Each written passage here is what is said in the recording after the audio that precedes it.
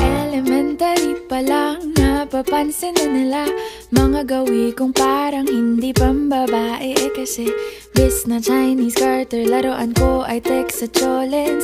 Tapos ko jamming ko lagi noon mga sigang lalaki sa amin.